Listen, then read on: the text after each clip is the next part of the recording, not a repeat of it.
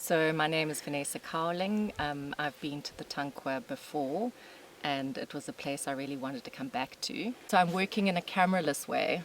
So I'm working with a slow haptic process, and I enjoy the play in photography in this process that very often photographers go into a landscape and they take photographs and they capture something and they shoot something, which within that language there's this kind of almost violence of taking, and maybe violence is too strong a word actually, but what I'm doing, and I think in this process, by using the plants from this space themselves, they have agency in making their own image. So the landscape makes itself. The landscape is part of making its own photograph.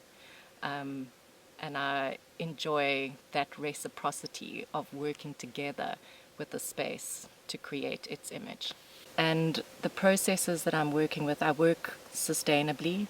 I work with local foraged plants that I make photographic chemistry from, specifically developer.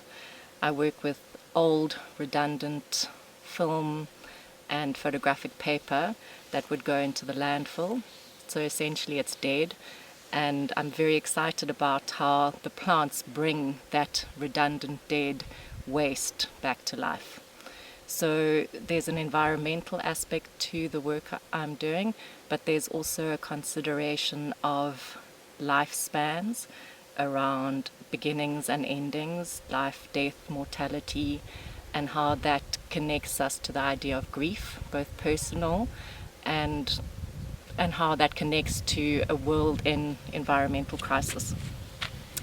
So in this very peaceful place, it's a place where I feel that I can connect in that way again, both to land and sky. It's a place where I can be silent and remember why I'm working with these processes.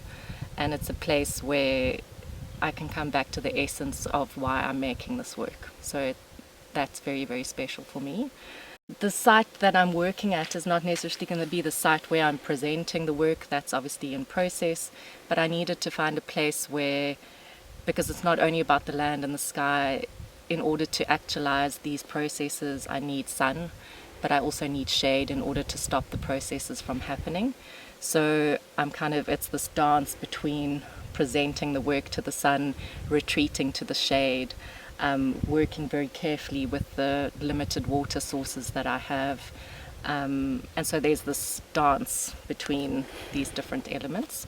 Before arriving at the Tankwa, it was my intention to make various cameraless works on X-ray film and on paper, but having been in the space and started experiencing the space and understanding the idea of the offerings, I decided to make a work, or tried to make a work, which was more inclusive, more interactive, and that would be an event. And so I started playing with the idea of, with the help of the landscape, making an image of itself.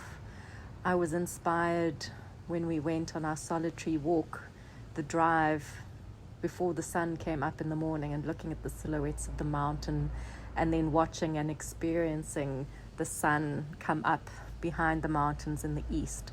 And it was something that inspired me to make this work.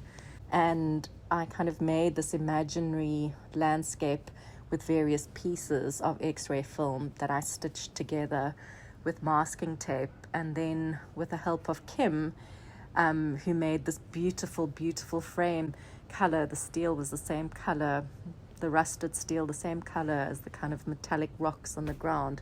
And it just beautifully and delicately held the work. Kind of did this procession in silence from the camp while it was still dark and only stars, etc. out, and that we sat around and kind of waited in this meditative way for the sun to come up. And the idea was that as the sun came up, it would shine through the work and activate the work and give that sense of wonder that I experience when watching the sunrise.